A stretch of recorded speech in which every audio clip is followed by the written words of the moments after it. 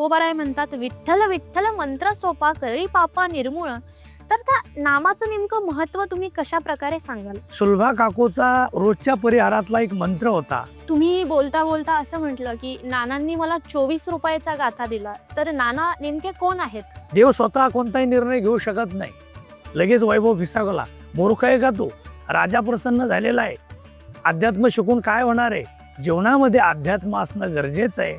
आज तू कुठं आहे, मी कुठं आहे. नाशवान शरीर एक दिवस जाणार आहे, पण क्षणाक्षणाची करावा विचार. करावया पार भवसिंधू. रामकृष्ण हरी मंडळी, मिलियन डॉलर स्टोरीज मध्ये आपणा सर्वांचं स्वागत आहे. जगद्गुरु तुकोबाराय असं म्हणतात की माझ्या वडिलांची मिरासी गा देवा, तुझी चरण सेवा पांडुरंगा. तुझी चरण सेवा करणं हीच आमच्या वाडवडिलांनी दिलेली आम्हाला मिरासी आहे.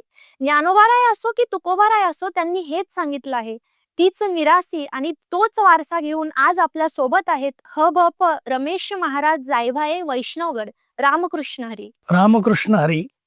अध्यात्मामध्ये तुमच्या आयुष्यात कशी तुम्हाला आवड निर्माण झाली किंवा या मार्गावर यावं असं तुम्हाला कधी आणि केव्हा वाटलं? मला माझ्या जीवनामध्ये पूजनीय हरिभक्तपरायण सानम गुरुजी, श्री क्षेत्र वैष्णवगड यांच्यापासून माझी ज्यावेळेस मला काहीच कळत नव्हतं, अशात एकदम लहान वयात मी त्यांच्या सान्निध्यात आलो. नानांनी मला, मी लहान असतानाच 24 रुपयाचा गाथा पंढरपूरहून आणून दिला.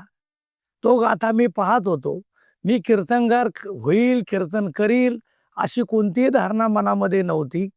एकदा श्रावण मध्य एकादशीला अचानक पाऊस सुरू आहे. सकाळचे बुवा आले नाही. रात्रीच नाना सूचना केली, तुला आता कसं करायचं, काय करायचं, तू सकाळचं कीर्तन रमेश करत. तरीपासून माझी सुरुवात झालेली आहे.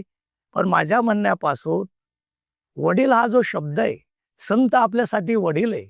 हे तर वडील जे जे करती, तया नाम धर्म ठेवीती. वडील जे असतात, संतांना वडील. ज्ञानोबाराय वडील आहे, तुकोबाराय वडील आहे, नामदेवराय वडील आहे. हे तर वडील जे आहे, वडील या शब्दाचा जो अर्थ आहे. म्हणून जगद्गुरु तुकोबाराय जे आहेत, त्यांनी अगोदर काय केलं की माझ्या वडिलाची मिरासी का देवा. तर आपले जे वडील जे आहेत, हे संतांना वडील या भूमिकेत आहे. तुझी चरण सेवा पांडुरंगा. आमच्या जीवनामध्ये तुझ्या चरण सेवा आहे आणि एकनिष्ठ भक्ती. एकविध आम्ही न धरू पालट, न संडू हे वाट सापडली, असे बोलणारे जगद्गुरु तुकोबाराय आहे. तुम्ही बोलता बोलता असं म्हटलं की नानांनी मला 24 रुपयाचा गाथा दिला. तर नाना नेमके कोण आहेत? नाना हे शेवाळकर फळाचे पाईक आहेत आणि नानाची जी निष्ठा आहे परमात्मा पांडुरंगावर, निष्ठावान वारकरी आहेत. आचरणामध्ये कोणतीही तडजोड नाही. वारकरी संप्रदायाचे नियम पाळणारे व्यक्तिमत्व माझ्या जीवनामध्ये मिळालं. आणि सगळ्या समाजाचा नाना एक असे आहेत, वैष्णवगड जो उभा राहिलेला आहे, ज्या महात्म्याला परमार्थ मार्गातून काही घ्यायचं आणि काही घेऊन घरी न्यायचंच नाही, असं उद्दिष्ट म्हणजे सानप गुरुजी. आणि यांनी वैष्णवगड जो उभा केला, लोकांच्या सहभागातून, लोकांच्या ज्यांच्यावर श्रद्धा आहे आणि प्रत्येकाला हक्कानं सांगितलं. ज्या नानांनी जीवनात एका रुपालाही कुठं हात लावला नाही, पण पांडुरंगाच्या मंदिरासाठी हक्कानं सांगितलं, तुला 50 द्यावा लागल, तुला 25,000 द्यावा लागल, तुम्हाला 20,000 द्यावा लागल. आणि या नानांनी या समाजांनी नानाची दखल घेतलेली आहे. आज कोट्यावधी रुपयाचा वैष्णवगड जो उभा राहिलेला आहे, हा नानाच्या निष्काम सेवेतून उभा राहिलेला आहे. आणि तुम्ही सांगितलं की सुरुवातीला तुम्हाला कीर्तनाला अचानक उभं केलं. तर आपण जेव्हा बघतो की परमार्थाच्या वाटेवर जेव्हा आपल्याला चालायचं असतं, तेव्हा आपल्या शास्त्रामध्ये अनेक पद्धती सांगितलेल्या आहे. योग, तप, याग. तसंच नाम ही सोपी आणि सुलभ पद्धत सांगितलेली आहे. तर त्या नामाचं नेमकं महत्व काय आहे? एवढं सोपं, सहज विठ्ठल विठ्ठल म्हटलं. तुकोबाराय म्हणतात, विठ्ठल विठ्ठल मंत्र सोपा करी पापा निर्मूळ. तर त्या नामाचं नेमकं महत्व तुम्ही कशा प्रकारे सांगाल? हा, बरोबर आहे. मी ज्यावेळेस पहिला कीर्तनाला उभा राहिलो, माझा पहिला कीर्तनाचा अभंग होता, आता कोठे धावी मन, तुझे चरण देखलिया. मन जे आहे, मन असा एक विषय आहे. कुठं गेल्यानंतर मन जर तपासायचं झालं, त्या जगात त्याला कुठंच तपासणी नाही. मन हा एक विषय असा आहे, तो नामामुळे चांगला राहू शकतो.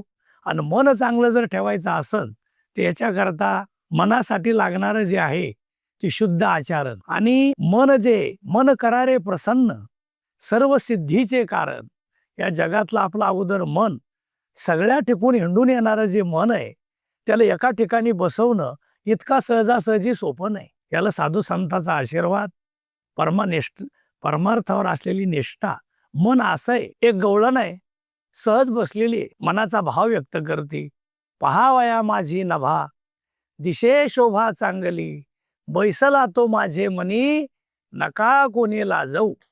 जिलवरी आकाशात पाहिल्यानंतरही सुद्धा देव दिसतो आणि तो माझ्या मनामध्ये बसलेला आहे. पण तो माझ्या मनात बसल्यानंतर जग काही जरी म्हणलं तर मी या जगाकडे लक्ष देणार नाही. तुका म्हणे हासे जन, नाही कान ते ठाई. नाही कान ते ठाई. माझं या जगाकडं कोणत्याही प्रकारचं लक्ष जाणार नाही. कारण का?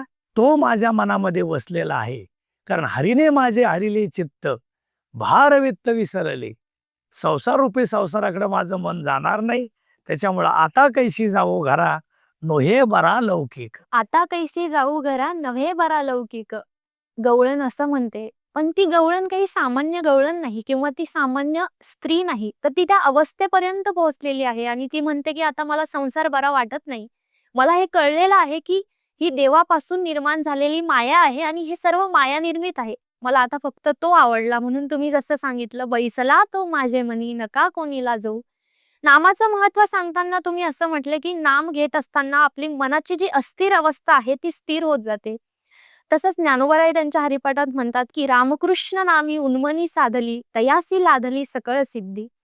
तर तुम्ही नामाचं महत्त्व सांगितलं. असं एखादं उदाहरण तुम्ही सांगू शकाल का की खूप पाप केलं आणि नाम घेतला आणि त्यांचा उद्धार झाला? सांगू शकतो. नाम हे असं आहे, संत वाङ्मयामध्ये माणूस, राक्षस माणूस, पशु पक्षी जे आहेत यांचा काही वेळेत उद्धार झालेला आहे. माणसाला जन्माला आल्यानंतर देव होता येतं, माणूसही राक्षस होतो, पण राक्षसाचा सुद्धा उद्धार त्यांच्या जीवनामध्ये वाङ्मयीन वल्ल्या कोळ्याच्या जीवनामध्ये नारदजी भेटलेले आहेत की ज्यांनी एवढे पाप केले.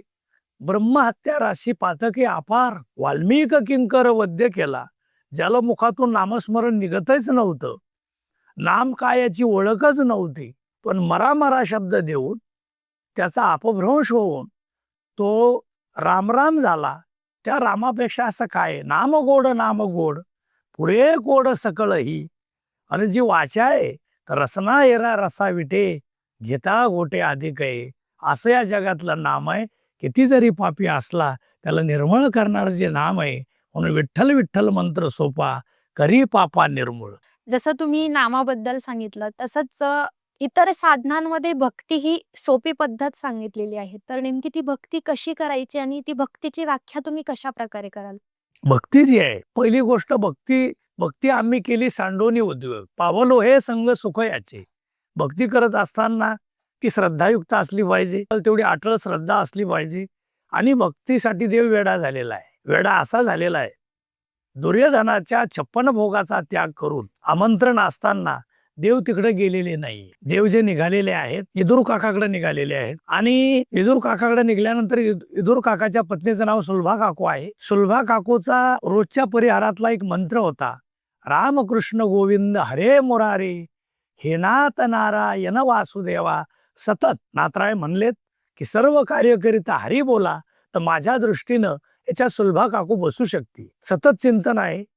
सुलभा काकू स्नानाला बसलेल्या आहेत, देवदारात उभे आहेत. देव पाहिल्यानंतर सुलभा काकूची अशी अवस्था झालेली आहे, देवाकडे हात लावून भजन चालू आहे, रामकृष्ण गोविंद हरे मुरारे, हे नाथ नारायण वासुदेवा. सुलभा काकू पळतच गेलेल्या आहे. चौरंग आणलेला आहे देवाला बसण्याकरता, पण ध्यान नाही. इतकी श्रद्धा देवावर, या देवानी बसा. सुलभा काकू स्वतः जाऊन त्या चौरंगावर बसल्या आणि रामकृष्ण गोविंद हरे मुरारे, हे नाथ नारायण वासुदेवा. पण लक्षात आलं देव कधी निघाला कधी नाही हे मला माहीत नाही. पण फराळाचा आणण्याकरता लगेच घरात गेल्या, केळी आणलेल्या आहे, पुन्हा चौरंगावर बसलेले आहे आणि केळी सोलतात. आतला घर सुलभा काकू खात आहे आणि देवाकडे उजवा हात लांबवला, रामकृष्ण गोविंद हरे मुरारे, हे नाथ नारायण वासुदेवा. देव कातडे खात आहे, सुलभा काकू घर खात आहे. एवढ्यात येदूर काका बाहेरून आलेले आहे. येदूर काकानं ते दृश्य पाहिलेलं आहे. येदूर काका देवाच्या कानाजवळ गेले. अरे देवा, या ब्रह्मांडाचा चालक आहे तू, ब्रह्मांडाचा कारभार चालवतो आणि माझ्या पत्नीचे हातचे कातडे खातो, तुझ्या डोक्यावर काही परिणाम तर झाला नाही? असं बोलत असताना त्यांनी बदल केला, आतला घर दिला. पण देव म्हणायला लागला की कातड्यात जी चव आहे ती घरात नाही. देव असा आहे, मी एक सांगायला लागलो की नाम कसं आहे, नामावर श्रद्धा कशी असली पाहिजे, नामासाठी माणूस वेडा कसा झाला पाहिजे. वेडा झाला लालसावला भक्तीशी, अशी सुलभा काकूची जी भक्ती आहे, माणसाचं जे मन आहे की मना लावी पिसे गोविंदाचे, असं माणसाचं मन असलं पाहिजे. अशा श्रद्धेशिवाय देव आपल्याकडे येऊ शकत नाही, असं माझं मत आहे. तुम्ही जेव्हा हे सांगत होते तेव्हा तुमच्या बोलण्यातून त्या लहरी जाणवत होत्या. म्हणजे असं ऐकत असताना असं कुठेतरी आपल्याही मनामध्ये असा भाव निर्माण होतो, की असा भाव आपल्यातही यावा. आपल्यालाही असं प्रेम भगवंतावर करता यावं. पण काही लोकांच्या आयुष्यामध्ये असं असतं, की त्यांना अध्यात्माची किंवा परमार्थाची काहीही पार्श्वभूमी नसते. मग तशा लोकांनी अध्यात्माकडे कसं यावं आणि ह्या सुंदर अशा नाजूक भावाकडे कसं ओढावं? बरोबर आहे. परमार्थ येण्याकरता कधी कधी काही वारसाही नाही. पहिली गोष्ट, परमार्थाकडे येण्याकरता अनेक जन्माचं पुण्य लागतं. बहुजन्मी केला लाग, तो हा भाग लाधलो. पण भरकटलेली जी जनता आहे, अगोदर परमार्थात आणायचे, त्याला अनेक नियम लावायचे नाही. तो असंच राहिलं पाहिजे, तसंच राहिलं पाहिजे. अगोदर त्यांना आपल्या सोबत ठेवायचं. कारण तुकोबाराय म्हणालेत, सगळ्यांना सगळं येणार नाही. नये जरी तुझं मधुर उत्तर, धिदला सुस्वर नाही देवी, नाही तयाविन भुकेला विठ्ठल, येईल तैसा बोल रामकृष्ण. जसं येत असेल तसं बोल. एकदा येता येता आल्यानंतर, हे विज्ञानयुग आहे, आताची पिढी खूप हुशार आहे. इकडं आल्यानंतर कोणाकडून काय परिवर्तन होईल हे सांगता येत नाही. आणि देव करून घेतो. एकदा श्रद्धा येता येता जर बसली, कोण जाणे कोणा घडे उपासना, कोण या वचना प्रतिपावे, हे सांगता येत नाही. पण आपण त्याचं मन जे आहे, त्याला इकडं आणण्याकरता, त्याचा घरचा मेंबर मी तुझाच आहे आणण्याकरता त्याचा भाव इकडे येता येता त्याला आणायचंय, त्याला नियम लावायचे नाही. आणि तो एकदा यायला लागला की मग तुकोबाराय बोललेत, यारे लहान थोर, याती भलत्या नारी नर, करावा विचार नलगे चिंता कोणासे. जगद्गुरु तुकोबाराय आलंच पाहिजे, असं जगद्गुरु तुकोबारायचं मत आहे. आमची जी पिढी आहे, त्या पिढीमधले जे मुलं-मुली आहेत, त्यांचे विचार करण्याची पद्धत थोडी आधुनिक आहे. सगळ्याच गोष्टी बदलत चालल्या आहेत. तर असा एक विचार असतो, की शास्त्र, कर्मकांड वगैरे याच्यामध्ये एवढा इंटरेस्ट आमचा नसतो. मग अशा काळामध्ये संत म्हणतात ना, की संत संगतीमध्ये मनुष्य राहायला लागल्यावर त्याच्या पूर्वजन्मीचे म्हणजे मनुष्याचा अनेक वेळा जन्म होतो, अनेक वेळा मृत्यू होतो आणि ते संस्कार आपल्यावर रुजलेले असतात. म्हणून आपण अध्यात्माकडे एवढ्या लवकर वाटचाल करू शकत नाही. पण संत सांगतात, की संत संगतीमध्ये ते मागचे संस्कार पुसून खऱ्या अर्थाने तुम्ही वाटचाल करू शकाल. मग ती संत संगती आपण या कलियुगामध्ये कुठे शोधावी? बरोबर आहे. जीवन असं क्षणभंगुर आहे. क्षणाक्षणा हाची करावा विचार, तरावया पार भवसिंधू. हा भवसागर तरुण जाणं एवढं सोपं नाही. म्हणून हा जो विचार आहे, आपण क्षणाक्षणाला केला पाहिजे. तो असा विचार आहे, दोन मित्र होते. मी जर बोलले, एकाचं नाव होतं वैभव आणि एकाचं नाव होतं विवेक. दोघंही सोबत राहायचे. 21च्या वयात आल्यानंतर विचार करू लागले की आता वडिलाच्या वृक्षावर कोरक राहायचं, किती दिवस राहणार. आणि दोघाही मित्रांचा धंदा होता लाकूड तोडायचा. एक दिवस दोघंही सोबत गेलेले आहेत, लाकूड तोडण्याकरता गेलेले. आवाज आला अचानक, ध्वनी आला, धावा, पळा, वाचवा. हा आवाज आल्यानंतर लगेच पळत निघालेले एक गोरागुमटा माणूस आहे, वाघाने झडप घातलेली आहे. विवेक आणि वैभवनं कुऱ्हाडी फेकून मारल्या आणि त्या माणसाचा जीव वाचवला. आणि विचारू लागले, का हो गोरे गोमटे दिसता, अत्यंत कोमल आहे, तुम्ही आहे कोण? मी या देशाचा राजा आहे. माझी आणि शिवेकऱ्याचा रस्ता चुकल्यामुळं मी या निर्गड अरण्यात आलेलो आहोत आणि एका वाघाच्या तावडीत सापडलो. पण तुम्ही दोघा जणांना मला खूप सहकार्य केलं, माझा जीव वाचवला. तुम्हाला काय लागतंय ते मी द्यायला तयार आहे. तुम्हाला लागतं काय? एवढ्यात शिवेकरी तिथं आलेले आहेत, मलमपट्टी केलेली आहे, राजा घराला घेऊन गेलेला आहे. विवेक आणि वैभव खांद्यावर कुऱ्हाडी टाकून ते सुद्धा आपल्या घरी आलेले. कधी सुद्धा विवेकला वाटायचं माझ्या जीवनात गरिबी आली, शिकता आलं नाही, मी चांगला शिकलो असतो. वैभवला असं वाटायचं मला लॉटरी लागली पाहिजे, एकदम पैसे आले पाहिजे, मी काहीतरी करील. घरी रात्रभर विचार केला. विचार करून या. सकाळी सकाळी तयार झालेले आहे, नवे कपडे घातलेले आहेत आणि लगेच निघालेले. विवेक आणि वैभव राजाकडे गेले. राजानं ताबडतोब तातडीची सभा बोलवली. सभासत्र भरवलेलं आहे आणि विचारा, सांगा बाळाओ, वैभव तुला काय पाहिजे? मला व्यापार करण्याची इच्छा आहे. मला तुमच्याकडून 20,000 मोहरा लागतात, देऊन टाका. 20,000 मोहरा घेतलेला आहे. वैभव खूप मोठा धंदा केलेला आहे आणि निघालेला आहे. विवेकला विचार, तुला काय पाहिजे? मला धनात रस नाही, मला धन नको. मला एका चांगल्या ठिकाणी आध्यात्मिक क्षेत्रामध्ये एखाद्या साधूकडं ज्यांचा अध्ययन झालेलं आहे अशाकडे मला नेऊन पाठवा. मी तिथं अध्ययन करीन, माझ्या जीवनाचा उद्धार होईल. लगेच वैभव फिसावला. मूर्ख आहे का तू? राजा प्रसन्न झालेला आहे. अध्यात्म शिकून काय होणार आहे? अध्यात्मातलं काय फळ मिळणार आहे? पहिलं सांग. पण निघालेले दोन मार्गाने गेलेलं आहे. वैभवनं खूप मोठा धंदा केला. पैसा जवळ आल्यामुळं मित्र मिळालेले आहेत. रोज वैभव हॉटेलवर जेवायला जायचा. व्यसनी झालेला आहे. 1-2 वर्षामध्ये वैभवजवळ काहीही राहिलेलं नाही. पहिली स्थिती आलेली आहे. अंगावर कपडा नाही, राहण्यासाठी घर नाही, एका झोपडीत राहू लागला. अतिव्यसन केल्यामुळं त्याची नजर कमी झालेली आहे. आणि इकडे विवेक एका साधूकडे राहिलेला आहे. अध्ययन पूर्ण झालेलं आहे. राजाची इच्छा झाली, माझ्या पोटी 2 मुलं आहेत, दोन्ही मुलं त्या लायकीचे नाही आहेत त्या गादीवर बसण्याच्या. म्हणून हे जे माझं जे वैभव आहे हे विवेकला द्या. ते विवेक त्या गादीवर बसलेला आहे. बराचसा 15-20 वर्षाचा काळ पलटल्यानंतर एक दिवस वैभवचं ध्यान विवेकला आलेलं आहे. 4 शिवेकरी घेऊन हा वैभवच्या भेटीला निघालेला आहे. एका झोपडीत राहतोय, अंगावर कपडा नाही. गेल्यानंतर विवेक विचारू लागला, अरे मी कोण आहे? तुम्ही कोण आहे मी ओळखू शकत नाही. अरे मी विवेक आहे, तू वैभव आहे. त्यावेळेस वैभवच्या डोळ्यातले अश्रू खंडत नव्हते. टप टप टप टप अश्रू पडतात. मी त्यावेळेस वैभव मागितलं, माझी कंडिशन झाली अशी झालेली आहे. आणि तू विवेक मागितला. ज्या दिवशी माझी वैभवची संग विवेकची संगत सुटली, माझ्यावर जीवनामध्ये विचार असणं गरजेचं आहे, जीवनामध्ये अध्यात्म असणं गरजेचं आहे.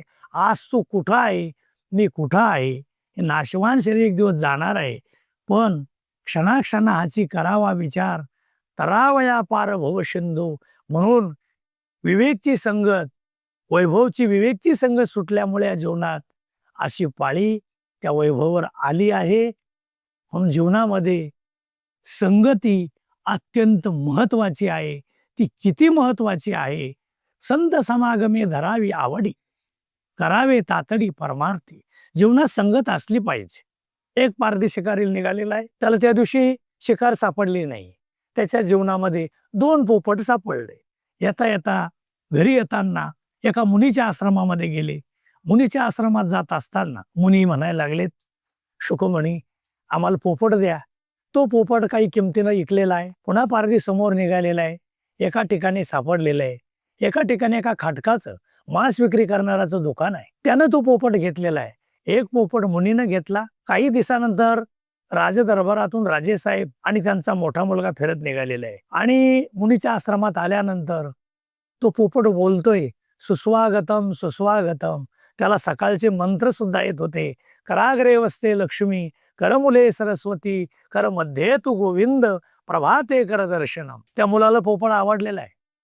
पप्पा मला पोपट घ्यायचा आहे. किंमत मोजली, पोपट आणलेला आहे घरी.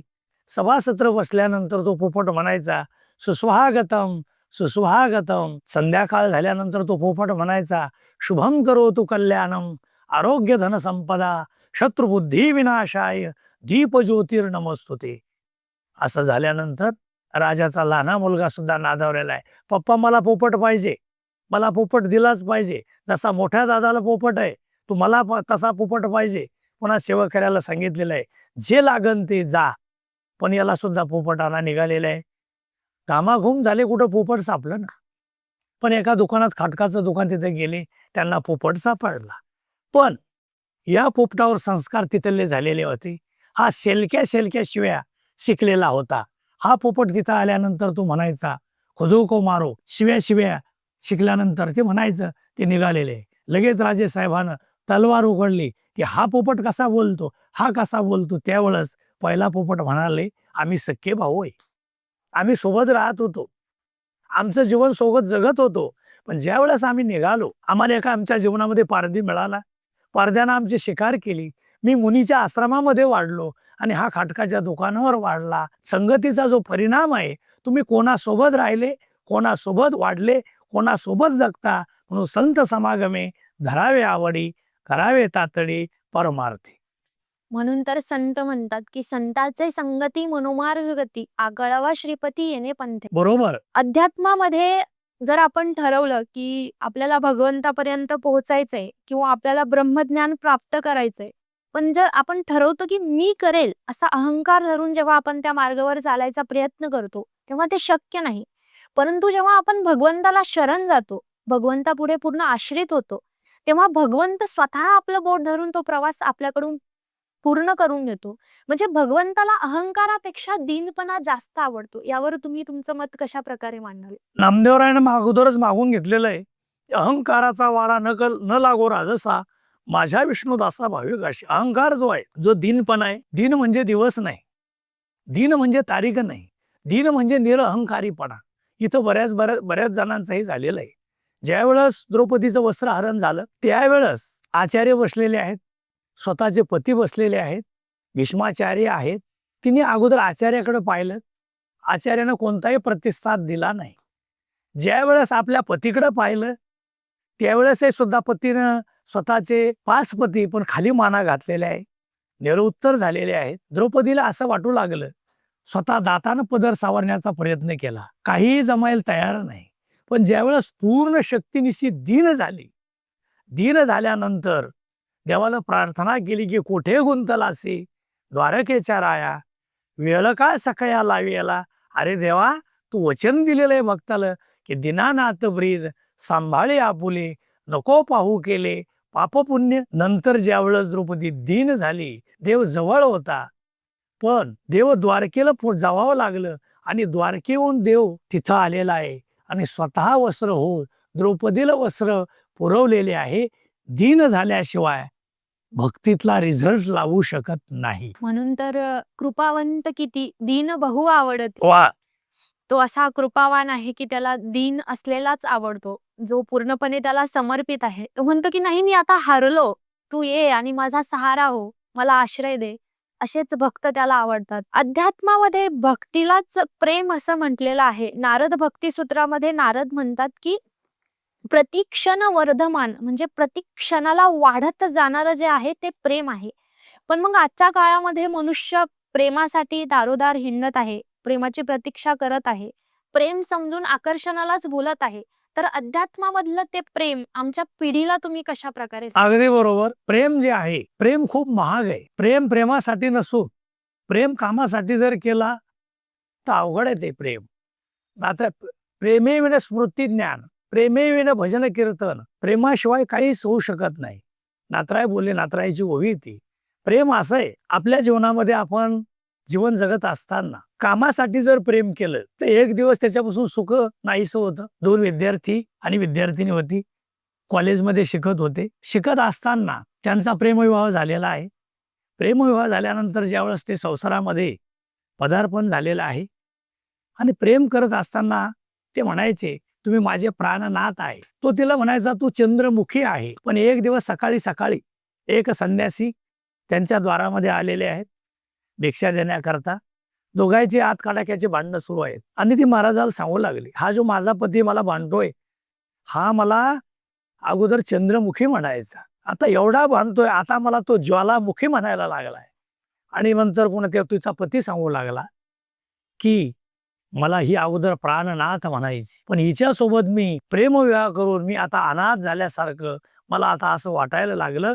तुमचं जे बोलणं की प्रेम, कामासाठी प्रेम केल्यानंतर त्याच्यात व्यत्यय निर्माण होतो, पण शुद्ध प्रेम केल्यानंतर प्रेम जे आहे हे पंडितालाही सुद्धा कळालेलं नाही. भक्तिप्रेम सुख नेनवे अनिका, पंडित वाचका ज्ञानी अशी, पण आत्मनिष्ठ जरी झाले जीवनमुक्त तरी भक्ती सुख दुर्लभ द्या. जेव्हा प्रेमाचा विषय येतो तेव्हा गोपिका प्रथम येतात.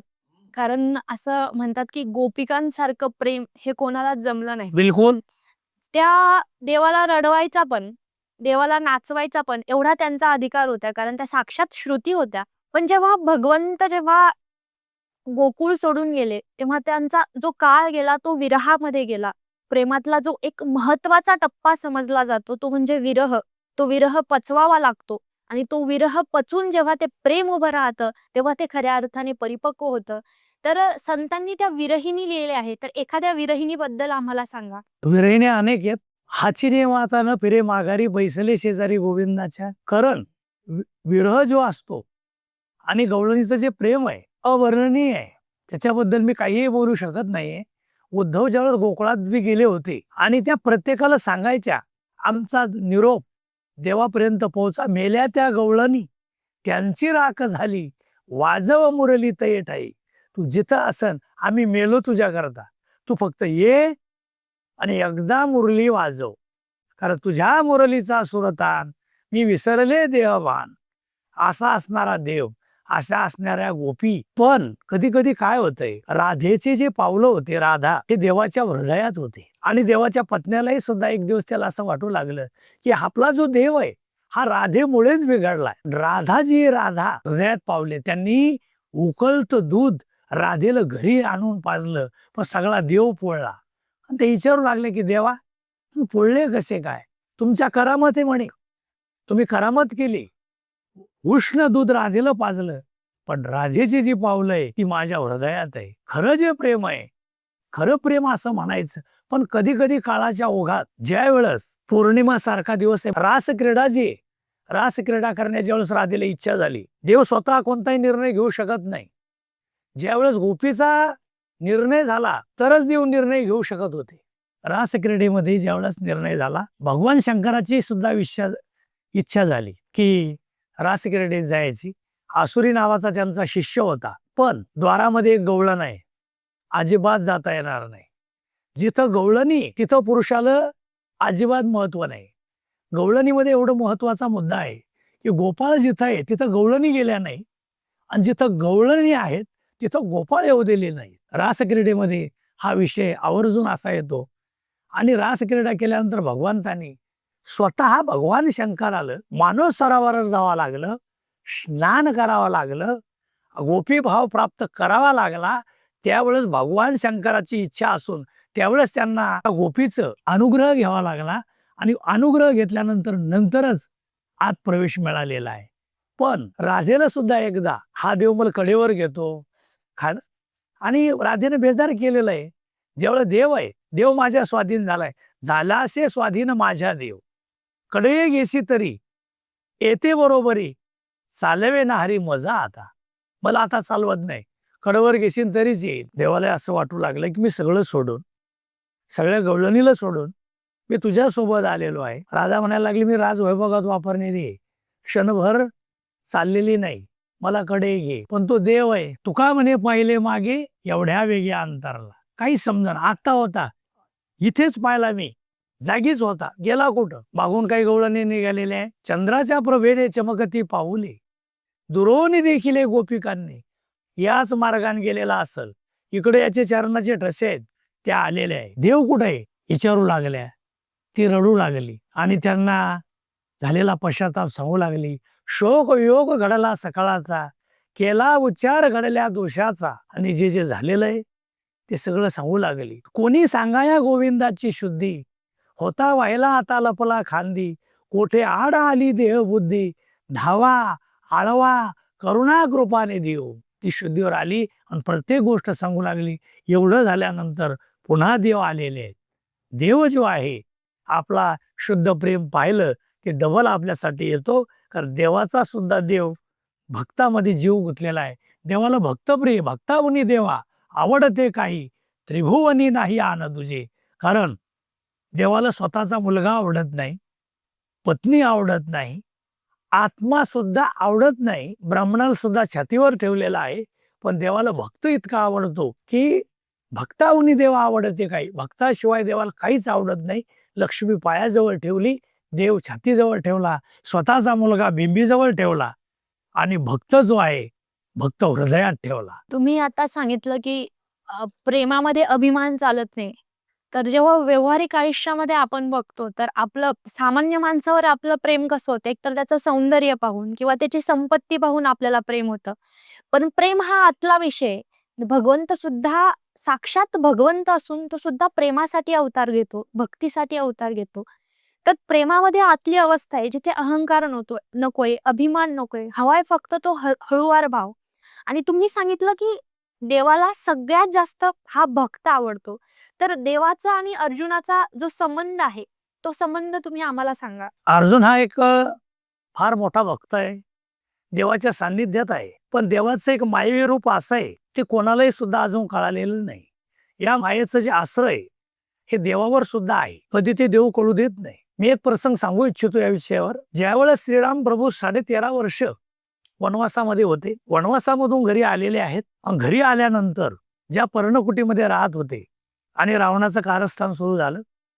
मालीच मामाला सांगितलं, तुला सोनेरी हरण व्हावं लागल आणि त्या पर्णकुटी समोरून जायचं. आणि जेवढं सोनेरी हरण चाललं, सीतेला सुद्धा इच्छा व्हावं या सोनेरी रंगाची मला चोळी शिवायची. आजचा जो जमाना आहे, नवीन पिढी आहे, कोणत्या साडीवर मॅच होतं याच्यातच आज अर्ध जग आहे.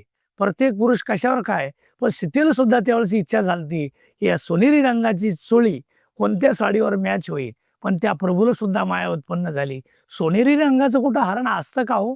पण श्रीराम प्रभूला असं वाटू लागलं की माझी पत्नी माझ्यासोबत 13.5 वर्ष राहिली, मी तिची एक इच्छा पूर्ण करू शकत नाही. त्या सोनेरी रंगाच्या मायवी हरणामागं जगाचा मालक जातो. तुम्ही आम्ही सामान्य जीव आहे. आणि पुढे गेल्यानंतर काही अंतर कटल्यानंतर तोच ते हरण जे आहे, मायवी हरण, लक्ष्मणा धाव, लक्ष्मणा धाव, लक्ष्मणा धाव, जर असं बोलतंय तर ती सीता म्हणायला लागली, लक्ष्मणा, तुमच्या दादावर काहीतरी संकट आलेलं आहे. माझ्या दादावर संकट येणार नाही. माझा दादा देव आहे. की संकट जे हे सगळे संकट माझ्या दादाचं, ज्या दादाचं नाव घेतल्यानंतर संकट पाळतात, त्या दादावर संकट येतीलच कसे. पण विचार बिघडल्यानंतर माणसाची बुद्धी बिघडत असती. सीतेचं सुद्धा काहीही बोलू लागली, लक्ष्मणा, मला कळतंय तुम्ही का जात नाही. लक्ष्मणाला वाईट वाटलं की ज्या सीतेसोबत मी 13.5 वर्ष राहिलो, तिच्या पायाचंच दर्शन घेतलंय, वरी गळ्यात काय दागिना आहे हा 13.5 वर्षात कधी पाहिला नाही. त्या सीतेचं माझ्याबद्दल, मी माझी पत्नीचा विरह त्याग सोडून यांच्या सोबत राहिलो तरी शंका उत्पन्न हो. पण लक्ष्मण हुशार आहेत, लक्ष्मण संत आहेत. एक सावधानतेची रेषा ओढून दिली. रेषा ओलांडायची नाही. जीवन जगत असताना रेषा ओलांडल्यानंतर काय परिणाम होतो हे सीतेला विचारा. लक्ष्मण दादाकडे गेलेला आहे. साधू हा वेश फसवे आहे. कोणालाही साधू दिसला की असं वाटतंय ब्रह्मच यात आहे, हा देवच आहे. आणि कोणाची सुद्धा फसवणूक होऊ नये असं जीवनानं साधूनं आज या जगात वागलं पाहिजे. जग आपल्या पाया पडतंय, एवढे आपले पाय पवित्र असले पाहिजे. हा प्रत्येक साधूनं, तुकोबाराय बोलले, बहु तू झाला चतुर शहाणा, शुद्ध आचरणात चुकू नको, या नीतीप्रमाणे या जगातला साधू राहायला पाहिजे. पण त्यांनी सांगितलं, मी पाहत येऊ शकत नाही, मी भुकेनं व्याकुळ आहे. सीतानं लक्ष्मण रेषा ओलांडलेली आहे आणि ती सीता अशोकवनामध्ये साधू घेऊन गेलेला आहे. जीवनामध्ये साधूची रेषा ओलांडल्यानंतर काय पश्चाताप होतो हे सीतेला विचारा. अर्जुनाचंही सांगतो, अर्जुन रोज देवासोबत राहायचे. रोज देवासोबत राहून देव कळलंच हे सांगता येतच नाही. अर्जुनाला पाहिजे तितका देव कळाला नाही, पण देवाच्या मनात शंका आली, यालाही कळालंच पाहिजे. एकदा दोघे सोबत निघालेले आहेत. देव म्हणायला लागले, अर्जुना, मला तहान लागली रे, एकदा पाणी आण. अर्जुन पाणी आणण्यासाठी गेलेला आहे. इकडं तिकडं सायरा वायरा हिंडतोय, पाणी सापडलं ना. पण एका झाडाखाली एक साधू आहे, तीक्ष्ण हत्यारे घेऊन बसलेला आहे. हातामध्ये बाण आहे, तलवार आहे, झाडाची वाळली पानं खातोय. अर्जुन गेला आणि त्याला विचारलं, महाराज, तुम्ही वाळली पानं का खाता? मग जर मी ओल्ली पानं तोडली तर त्या झाडाला वेदना होती, म्हणून मी सुकी पानं खातो. बर, तुमच्याकडं तुम्ही साधू दिसता. हो, मी साधू आहे. हे शस्त्र कशा करताय? या जगात माझे शत्रू आहेत. तुमचे शत्रू कोण कोण आहेत? माझा पहिली शत्रू द्रौपदी आहे. कसं काय? माझ्या देवताला वस्त्र हरण्याच्या वेळेस जेवता जेवता तिनं बोलवलेलं आहे, म्हणून मी तिची वाट पाहतो कवाशी घेते म्हणून. दुसरा शत्रू कोण आहे? माझा दुसरा शत्रू ब्राह्मण आहे. माझ्या देवाच्या छातीवर त्या भृगूनं लात मारली तरी माझा देव सांगू लागला, तुमच्या पायाला इजा झाली नाही? तो ब्राह्मण दिसला पाहिजे. दिसला म्हणजे मी त्याला या बाणाने त्याचा फरशा उडवणार. तुमचा तिसरा शत्रू कोण आहे? माझा तिसरा शत्रू तो रोज देवाबरोबर राहतो, तो अर्जुन. तो दिसला पाहिजे, फक्त काटाच काढायचा. कारण का माझ्या देवाला त्यानं घोडे धुवायला लावलेले, लाज वाटत नाही त्याला. त्यावेळेस जे अर्जुन पळत निघाला आणि पळून गेलेला आहे, तसाच गेलेला आहे. देव विचारतोय, अर्जुना पाणी नाही आणलं? नाही, नंतर पिऊ. सापडलंच नाही. म्हणजे ज्याच्यासोबत राहिलो आपण करतो काय हे सुद्धा अर्जुनाला कळालेलं नाही. भक्तीविषयीचा जो आनंद आहे हा खूप वेगळा आहे आणि मोठा लहान भक्ती संप्रदायामध्ये नाहीये. भक्ती ही भक्तीच आहे. भक्ती तर अशी असली पाहिजे ती प्रेमाने. आणि देव उचिष्टिते बोरे खाये भिल्लिटीची, आवडी तयाची मोठी देवा. देव उष्टे बोरं खातो. उष्टे बोरं खातो.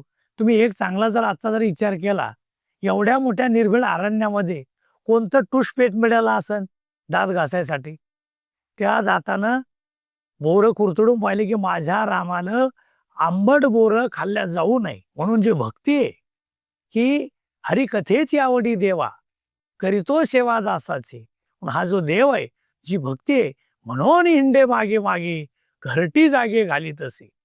असा जो देव आहे, अशी भक्ती असली पाहिजे. ज्ञानेश्वरीमध्ये एक प्रसंग माऊली सांगतात की देवाने जेव्हा जे ज्ञान अर्जुनाला द्यायचं होतं ते ज्ञान देताना द्वैत भाव ठेवला. कारण प्रेम करण्यासाठी दोघं असावे लागतात. दोघं एकरूप झालेले आहे, पण प्रेम उपभोगण्यासाठी दोघं वेगळे आहेत. म्हणजे ये हृदयीचे ते हृदयी घातले, द्वैत न मोडता केले आपणायसे. द्वैत न मोडता आपणायसे केलं देवाने अर्जुनाला. म्हणजे भक्ती मार्गामध्ये किंवा प्रेम मार्गामध्ये या गोष्टीला एवढं महत्व आहे. पण जेव्हा आपण आज बघतो की प्रेम आणि भक्ती यापेक्षा संपत्ती, व्यवहार याला जास्त महत्व दिलं जातं. तर मग जे लोक आहेत की जे या मायावी दुनियामध्ये रंगलेले आहेत, त्यांनी या भक्ती, या प्रेमामध्ये त्यांना आवड निर्माण करण्यासाठी त्यांनी काय केलं पाहिजे? फार अवघड विषय हा. विषय असा अवघड आहे. हे जग रात्रंदिवस या संसारामध्ये राबवत आहे. जगद्गुरु तुकोबारायचं एक प्रमाणे, तुका म्हणे इह लोकीच्या व्यवहारे, नका डोळे धुरे भरून राव. कारण सगळा धूर ज्या संसारात रोज राहिलेले आणि पूर्व अनेक जन्माचे जे संस्कार आहेत ते माणसाला पुढे येऊ देत नसतात. माणूस आज जे आहे, अनेक जन्म संस्कार, माणूस अनेक वेळा आलेला आहे, अनेक वेळा गेलेला आहे. आणि आंध्या जन्मीचे जे संस्कार आहेत ते माणसाला लवकर या भक्ती मार्गाकडे वळू देत नाही. का वळू देत नाही? कसे आहेत? माणूस अचानक एखाद्या ठिकाणी जातो, आपल्याला आजही भीती वाटते. एखादा तलाव आहे, माणूस मागं मागं सरकतो. ज्या गोष्टीबद्दल आपल्याला भीती उत्पन्न होती, असं आपण एक स्वतः त्याचं आत्मपरीक्षण करायचं. आपल्या जीवनामध्ये कधीतरी ही घटना घडलेली असावी. बऱ्याचशा महिला आहे, स्टोजवळ जात नाही. स्टोचा भडका झाल्यानंतर एकदम डचकतात. असं समजायचं की यांच्या जीवनात कधीतरी या जीवनाशी यांचा या गोष्टीशी खेळ झालेला आहे. त्याच्यामुळं माणसाचा जो जीव आहे त्याला भीत भीत जातो. तसा या हृदयपटलावर, या आत्म्यावर जे संस्कार झालेले आहेत, तसे परमार्थिक संस्कार आपण म्हणतो. सोबत काय येतं? माणसाच्या जीवनात परमार्थिक संस्कार अनेक जन्माचे झाल्यानंतर माणसाचा जन्म झाला म्हणजे लगेच ते संस्कार जे कार्यरत होत असतात. तर याला जे संस्कार आहे, परमार्थात असणारा माणूस, अंध्या जन्मीचे जे संस्कार आहे याच्यावर ह्या ज्या गोष्टी आहे, ह्या बऱ्याचशा गोष्टी अवलंबून आहे. त्याच्यामुळं तो जो विषय खूप अवघड आहे, खूप किचकट आहे. परमार्थामध्ये चालत असताना माणसाला बरेच अनुभव येत असतात, वेगवेगळ्या अवस्था असतात. नवविधा भक्ती आपण म्हणतो की कधी देवाला सजवणं, कधी देवाला बघणं, कधी देवाबद्दल ऐकणं किंवा कधीतरी त्याच्या विरहामध्ये रडणं. हा जो अनुभव असतो तो सुरुवातीला साधकाला कळत नाही. तो अनुभव कळण्यासाठी आणि कृपा होण्यासाठी गुरुची अत्यंत आवश्यकता असते. अगदी बरोबर. तर त्या गुरुचं महत्व आणि ते गुरु कुठे शोधावे याबद्दल आम्हाला सांगा. आपली श्रद्धा अशी असली पाहिजे, आपली भक्ती अशी असली पाहिजे की देवानं गुरुनं आपल्याकडे पाठवलं पाहिजे. जगद्गुरु तुकोबाराय कुठे गेले नाही. स्वतः अनुग्रह ज्या ठिकाणावर तुकोबाराय भक्ती करायचे, सत्य गुरु राय, सत्य अनुग्रह होतं स्वप्न, पण सत्य आहे. सत्य गुरु राय कृपा मज केली, परी नाही घडली, अजिबात नाही, सेवा घडलीच नाही. सहज कुठं निघले? जगद्गुरु तुकोबारायचा एक नियम होता, स्नानाला निघले, कुणीही महात्मा दिसला की साष्टांग दंडवत घालायचं. कोणी साधू दिसला साष्टांग दंडवत. अचानक योगायोग आहे, स्वप्नामधली गोष्ट आहे आणि दर्शन घेतलं, माहिती नाही हे आपले गुरु आहेत म्हणून, पण दर्शन घेतल्यानंतर मस्तकावर हात ठेवलेला आहे, लावून या हात कुरवारीला माथा, सांगितली चिंता न करावी, एवढं बोलले. अहो मान्य आहे, तुम्ही चिंता करायची नाही सांगता, हेही मला मान्य, पण तुम्ही आहे कोण? बाबाजी आपुले सांगितले नाम आणि मंत्र दिला रामकृष्णारी. हा मंत्र दिला. जीवनामध्ये आपली श्रद्धा अशी असावी, आपली भक्ती अशी असावी, देवानं महात्मा आपल्याकडं पाठवावा आणि त्याला आपण गुरु मानावं, असं असलं पाहिजे. देवभक्ताचं आणि गुरुचं जे नातं आहे असं असलं पाहिजे. पण स्वप्न जरी आहे, स्वप्न खरं असलं पाहिजे. जनकानं ज्या वेळेस स्वप्नामध्ये हरिश्चंद्र राजानं स्वप्नामध्ये दान केलं की नाही, या जगाचा एक भास आहे. स्वप्न खरं आहे का? हरिश्चंद्रानं वैभव जनकाला स्वप्नामध्ये दान दिलं, पण माघार घेतली नाही, सर्वच देऊन टाकलं. होतं स्वप्न, पण दिलं का नाही? भक्ती संप्रदायातला स्वप्नामधला साक्षात्कार हा त्रिकाल बाधित सत्य आहे, सत्य आहे, सत्य आहे. म्हणून सत्य तू, सत्य तू, सत्य तू विठ्ठला.